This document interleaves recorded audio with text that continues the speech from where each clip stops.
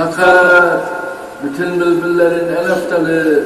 ve en eşrefi ve en münevviri ve en bahiri ve en azimi ve en kerimi ve sesçe en yüksek ve vasıfça en parlak ve zikirce en etem ve şükürce en am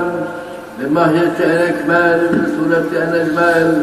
kainat bostanında arz-ı semavatın bütün mevcudatını latif-ı leziz damatıyla, ulvi tesbihatıyla ve cezbeye getiren Nebi Beşer'in andiri bir lisanı ve Beni Adem'in bülbül Kur'an'ı Muhammed-i Arabi'dir. Aleyhi ve ala alihi ve emsalihi eftirüssâ ve salat ve cüzmelü teslimat. Hadi beraber okuyalım. Fakat bütün bülbüllerin en eftalıdır